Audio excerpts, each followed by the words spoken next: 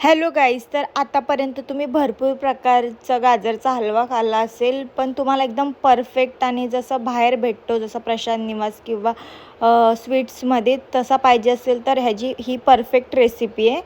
तर पहिले तुम्हाला ड्रायफ्रूट्स रोस्ट करून घ्यायचे आहेत आणि ते तुमच्यावर आहे तुम्हाला करायचे आहेत की नाही केले तरी काहीच प्रॉब्लेम नाही, कारण अर्धे मी केलते फ्राय आणि अर्धे मी असेच टाकलेले. त्यानंतर गाजर कधी पण खूप जास्त बारीक नाही किसायचे, थोडा जाड किसणीने जाडच ठेवायचं आहे आणि 10 ते 15 मिनटंच याला शिजत ठेवायचं आहे. स्टार्टिंगला त्या झाकण ठेवून शिजत ठेवायचा मीडियम गॅसवर. झाला की त्यानंतर तुम्हाला त्यात 1 कप इतकं दूध टाकायचं आहे, कारण काय लोक खूप जास्त टाकतात.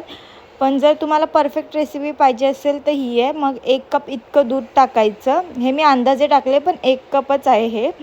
त्यानंतर कारण याच्यामध्ये कंडेन्स मिल्क येणार आहे आणि ते आल्यानंतर ह्याची मेन टेस्ट त्यावरच आहे.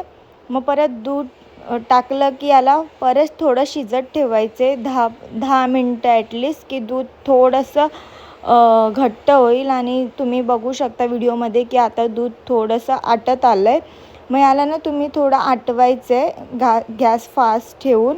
आणि आटलं आहे की यात थोडं तुमच्या आवडीनुसार साखर टाकायचे. मला कमी गोड आवडतं म्हणून मी कधी पण कमी साखर टाकते, पण तुम्हाला पाहिजे असेल तर तुम्ही टाकू शकता. पण आधीच जास्त नाही टाकायची, कारण कंडेन्स मिल्कमध्ये शुगर असते आणि थोडंसं कंडेन्स मिल्क टाकायचं आणि मिक्स करून घ्यायचं आहे. परत त्याला थोडा वेळ आटवलं की यात जे ड्रायफ्रूट्स आहेत ते टाकायचे, वेलची पावडर टाकायची. आणि वेलची पावडर तर मस्ट आहे, त्याच्याशिवाय हलव्याला चव तर येणार नाही. थोडी जास्त टाकली तरी जमेल.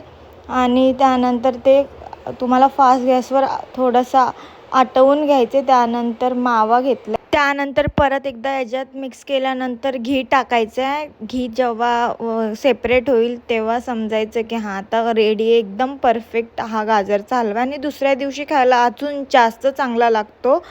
आणि त्यानंतर तुमचा गाजरचा हलवा रेडी आहे, तुम्ही एन्जॉय करू शकता. बाय.